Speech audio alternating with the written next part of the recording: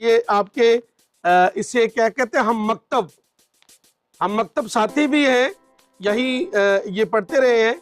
और दरस निज़ामी और एक बहुत बड़ी जो कारोबारी फैमिली है उनसे इनका ताल्लुक है, बड़ा अच्छा इनका बिजनेस है और बिजनेस को रन करते हैं। और साथ साथ ये इनका इल्मी इश्तियाक भी बड़ा अच्छा है।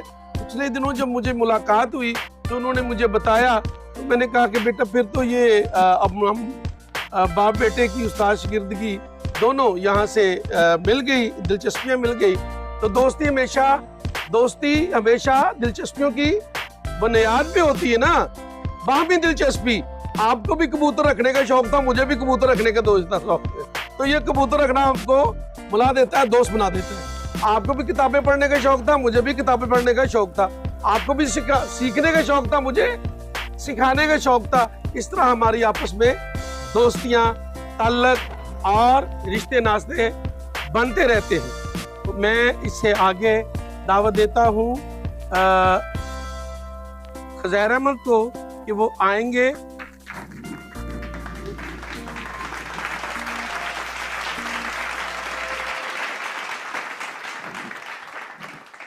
गुफ्तगू जो होगी वो इसी टॉपिक पे होगी जिसमें सर ने पहले से बहुत अच्छी ब्रीफिंग दे दी है, बहुत अच्छी गुफ्तगू कर दी है और बहुत कुछ ऐसा सिखा दिया है जो मुझे भी मालूम नहीं था।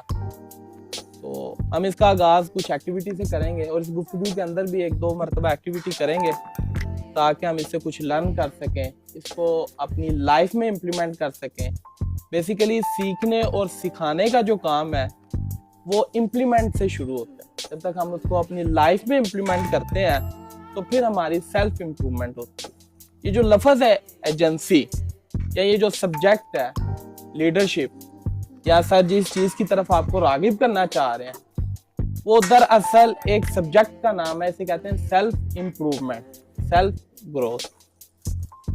तो आपने करना ये है कि एक मरतबा आंखें बंद करनी है, अपने टेबल पे देखना है और सर शबीर को याद करना है और उसके बाद अल्लाह रब्बुल इज़्ज़त का शुक्र अदा करना है कि बहुत बड़ी खुशबख्ती है आपकी कि आपको अल्लाह ताला ने एक बहुत कामिल उस्ताद से नवाजा है। तो करें ज़रा ये एक्टिविटी को। तकरीबन चंद सेकंड आपने हाथ बांधने हैं, अपने टेबल पे देखना है और ऊंची आवाज से कहना है, या बारी ताला तेरा शुक्र है। करते हैं कि आप आंखें बंद रखें, मैं एक्टिविटी करवाऊंगा, आपने साथ साथ बोलना है और एक रिदम के साथ बोलना है। या बारी ताला तेरा शुक्र है, तूने हमें एक अजीम उस्ताद से नवाजा। चल, तो अब मेरी तरफ तवज्जो हो जाए। अच्छा, ये जो टॉपिक है सेल्फ इम्प्रूवमेंट का, एजेंसी का, जिसमें सर ने पहले गुफ्तगू कर दी कि बाज़ औक़ात कुछ चीज़ें ऐसी होती हैं जिसमें हमने नो कहना होता है। ठीक है, मैं आपको अपनी 2 लाइफ स्टोरीज भी आपके साथ शेयर करूंगा कि आपको पता चल सके कि नो कैसे कहते हैं। बाज़ औक़ात ऐसा होता है कि हम लाशऊरी तौर पे नो कहना चाहते हैं लेकिन हमारे अंदर ये फिट हो चुका होता है कि हम नो नहीं कह सकते, हमें शर्म आती है। बाज़ औक़ात ऐसा होता है कि हम कहते हैं कि नो कहेंगे तो बड़ों से डांट पड़ जाएगी। अच्छा, नो जरूरी नहीं है कि अपने साथ वालों को ही कहना होता है। जिस तरह सर ने बताया कि बाज़ औक़ात हम नो कहना है, अदब के साथ कहना है, तो दोस्त को तो नहीं अदब के साथ कहना है ना, बड़ों को ही कहना है ना अदब से।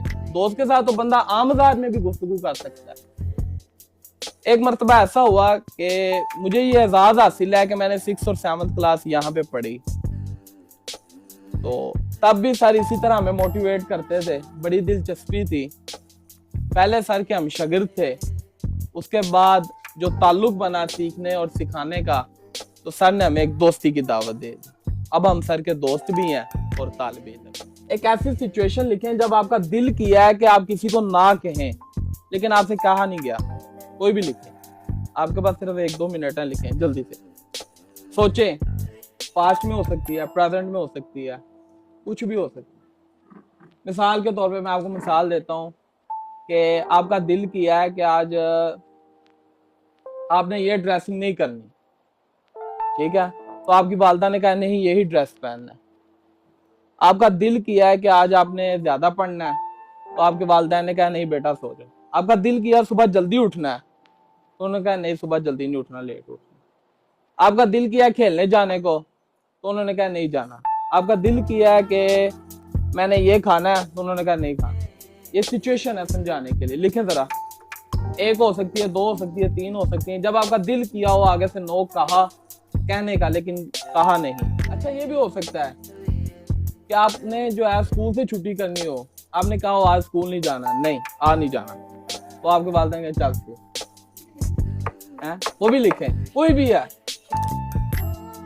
लिख लिया, नहीं याद आ रही कोई भी, चलो लिखो। आपने लिखा, लिखो। अच्छा इस एज में एक और होता है कि बाज़ औक़ात होता है कि हमारा दिल करता है हमें कोई बाइक पे छोड़ के आए पड़े, तो बड़े कहते हैं नहीं पैदल। कहना तो हमने चाहिए ना, नहीं हमने बाइक पे जाना, हमने पढ़ना है, तो कहते हैं नहीं पैदल। तो इस तरह की कोई सिचुएशन हो, लिखा है?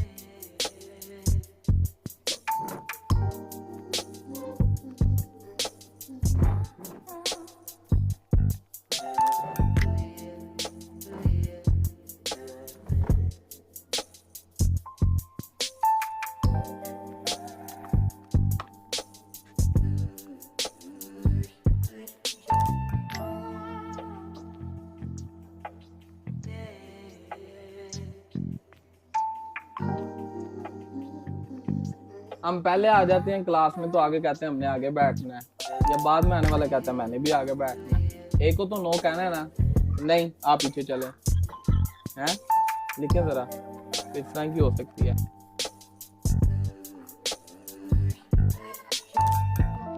ऑपरेशन करते नहीं है इस तरह, जिसके पीछे है ना रीजन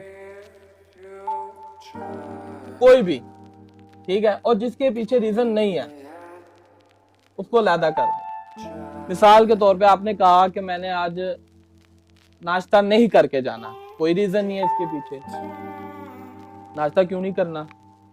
वालिदैन के पास रीजन है कि हेल्दी ब्रेकफास्ट जो है वो आपकी सेहत को अच्छा करता है, आपके माइंड को अच्छा करता है, ठीक है। तो इसमें आपका नो कहना गलत है। अब बात समझ रहे हैं मेरी, कि नो दो बातों पे आप कह रहे हैं, एक जिसके पीछे रीजन है और एक जिसके पीछे रीजन नहीं है।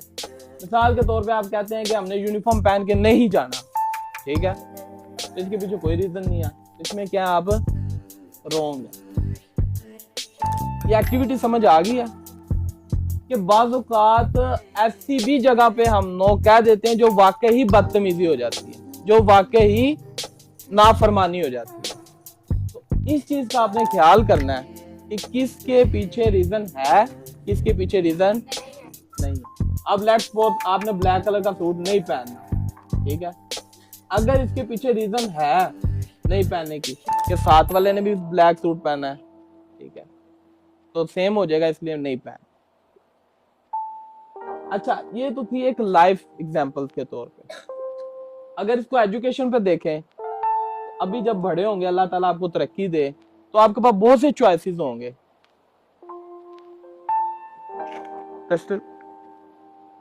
अच्छा चॉइस ये होगा आपके पास, आप आर्ट्स पढ़ें या साइंस पढ़ें।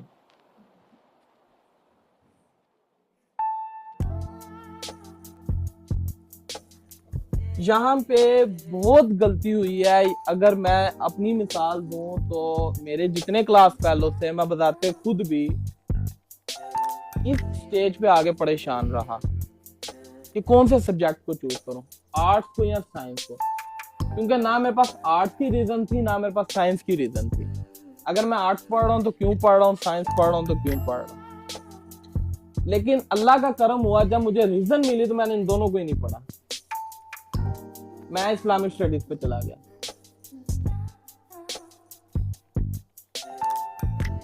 मुझे क्या मिल गई रीजन, किस चीज की, नो कहने की।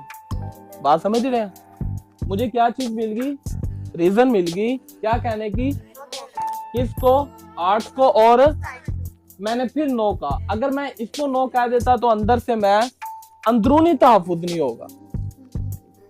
तो अंदरूनी तहफ़्फ़ुज़ पैदा करने के लिए क्या चीज की जरूरत है, रीजन। अंदरूनी तहफ़्फ़ुज़ पैदा होगा तो आपके पास रीजन होगी, फिर आप नो भी कह सकते हैं और यस भी कह सकते हैं, ठीक है। समझ आई? अच्छा, दूसरी चीज ये है, जो दूसरी एक्टिविटी है डस्टर,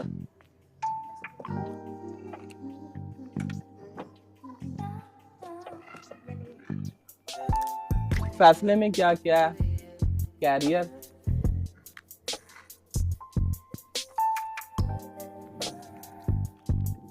ठीक है, आप किस तरफ जाना चाहते हैं, ये स्टडी का हो सकता है,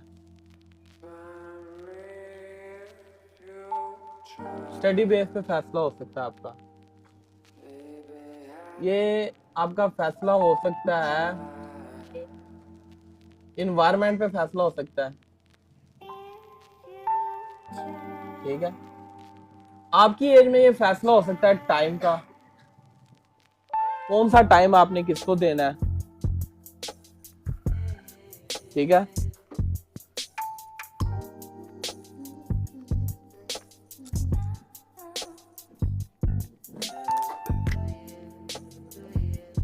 अंदरूनी तहफ़्फ़ुज़, अंदरूनी ताकत, ज़मीर की ताकत, दिल दिमाग की जो ताकत है उसका होना जरूरी है। इसी तरह